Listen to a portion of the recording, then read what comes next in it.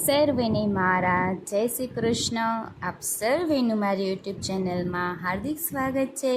વૈશાખ માસના કૃષ્ણ પક્ષની એકમ એટલે કે નારદ જયંતિ. આજે આપણે નારદ જયંતિ મહાત્મય તથા આજના દિવસે કઈ ખાસ વિશેષ પૂજા કરવી તે સાંભળીશું. તો વિડીયોને અંત સુધી જરૂરથી જોજો.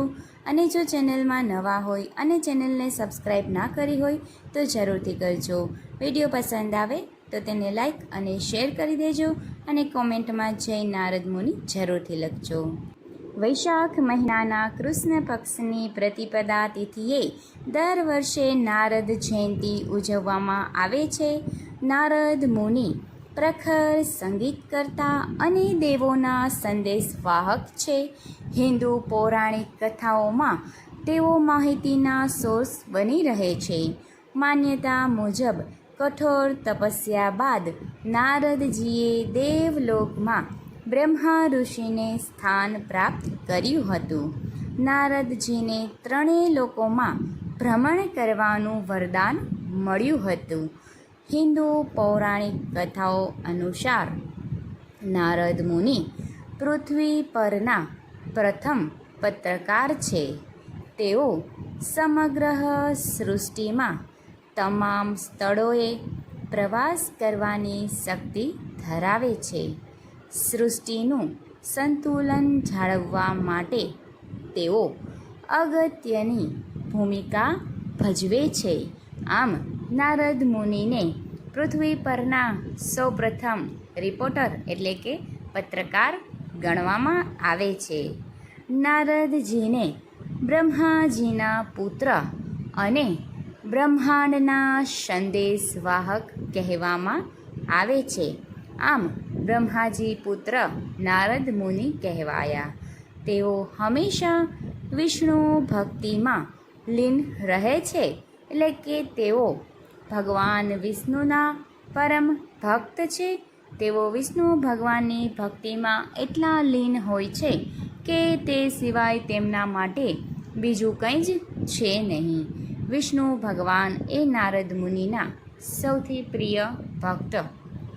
નારદ મુનિ પૃથ્વી, આકાશ અને પાતાળમાં દેવી દેવતાઓ અને અસુરોને સંદેશ આપતા હતા.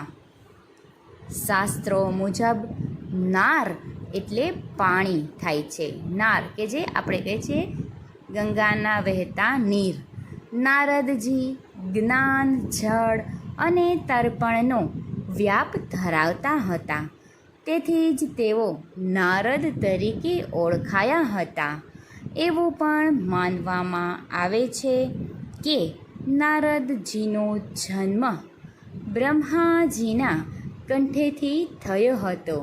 એટલે કે નારદજીનો જન્મ બ્રહ્માજીના સ્વર પાસેથી કંઠગળા પાસેથી થઈ અને કંઠેથી થયો હતો. તેઓને સંગીત, વ્યાકરણ, ભૂગોળ, ઇતિહાસ, પુરાણ, જ્યોતિષ, યોગ વગેરેના જાણકાર માનવામાં આવે છે. આમ નારદજી સંગીતથી લઈ અને જ્યોતિષ, યોગ, ઇતિહાસ સહિત સર્વના જાણકાર હતા. નારદ જયંતિ સામાન્ય રીતે બુધ પૂર્ણિમાના એક દિવસ પછી ઉજવવામાં આવે છે. એટલે કે વૈશાખ માસના સુદ પક્ષની પૂર્ણિમા એટલે કે બુધ પૂર્ણિમા અને પછીના દિવસે વૈશાખ માસના કૃષ્ણ પક્ષનો પ્રારંભ એટલે કે વૈશાખ માસના કૃષ્ણ પક્ષની એકાદશી એકમે નારદ જયંતિ ઉજવવામાં આવે છે. આ બંને જ તહેવારો એક દિવસે આવતા હોય છે. ઘણી વખત એકમ બીજ બંને સાથે હોય અથવા તો પૂનમ અને એક જ દિવસમાં એકમનો ક્ષય બેસી જતો હોય તો બંને એક જ દિવસે આવે છે. પરંતુ આ વર્ષે તો બંને એક દિવસે એટલે કે ગઈકાલે પૂર્ણિમા હતી અને આજ રોજ એકમ છે. નારદ જયંતિના દિવસે આરાધના કરવાના ફળ માન્યતા મુજબ નારદ જયંતિના દિવસે દેવર્ષિ નારદની પૂજા કે સ્મરણ કરવાથી, તેમના નામનો જાપ કરવાથી લાઈફમાં ઘણા બધા સકારાત્મક પરિવર્તન આવે છે. એટલે કે નકારાત્મકતાઓ દૂર થાય છે અને જેમની કારકિર્દી સારી થાય છે અને જેઓ એવું ઈચ્છતા હોય કે તેમની કારકિર્દીમાં વિઘ્ન આવી રહ્યા છે તો તે નારદજીની ઉપાસના કરે તો કારકિર્દીમાં સારી એવી સફળતા પ્રાપ્ત કરી શકે છે, નોકરીમાં પ્રગતિ કરી શકે છે, કામ ધંધા પર માન સન્માન વધે છે, ભક્તોની આવક વધે છે, તેમને નોકરીમાં સફળતા પ્રાપ્ત થાય છે, નોકરીના અવરોધો દૂર થાય છે, પ્રમોશન થવાનું હોય તો તે પણ આવી જાય છે. નારદ જયંતીના દિવસે વ્રજ મંડળ સ્થિત નારદ કુંડમાં સ્નાન કરવાથી ભગવાન વિષ્ણુ અને નારદ મુનિના આશીર્વાદ પ્રાપ્ત થાય છે. આમ આજના દિવસે નારદ કુંડમાં સ્નાન કરવાનું વિશેષ મહત્ત્વ છે. કુંડમાં ડૂબકી લગાવતી વખતે નારદજીના નામનું સ્મરણ કરવું જોઈએ તેમજ મંત્રનો જાપ કરવો જોઈએ. આમ કરવાથી બુદ્ધિ અને જ્ઞાન આ બંનેનું વરદાન મળે છે. આમ જો જીવનમાં બુદ્ધિ અને જ્ઞાન બંને હોય તો માણસ પૂરેપૂરી સફળતાના શિખરો સર કરી શકે છે.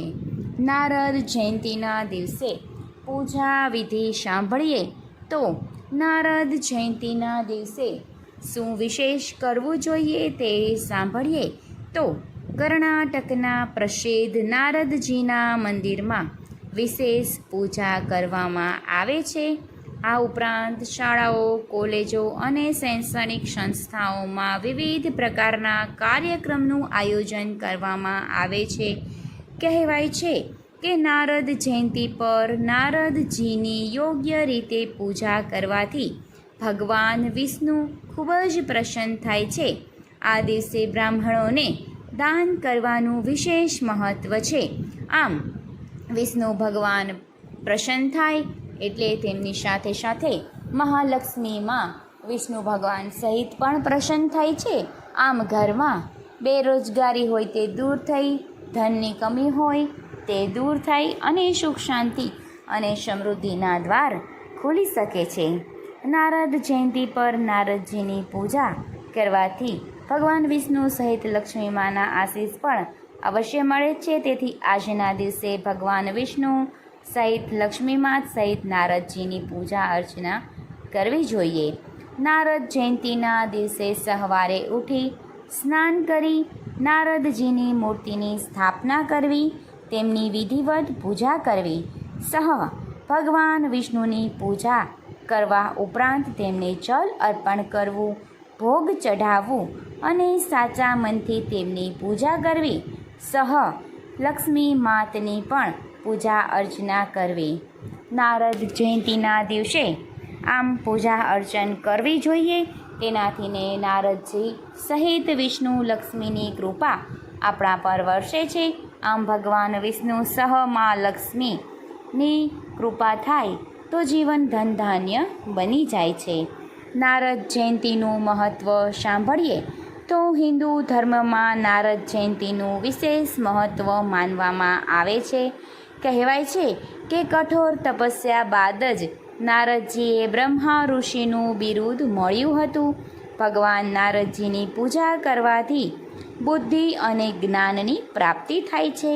આ સિવાય ભગવાન વિષ્ણુની કૃપા હંમેશા ભક્તો પર બની રહે છે. ભગવાન વિષ્ણુ હોય ત્યાં મા લક્ષ્મીના આશીષ પણ અવશ્ય મળે જ છે.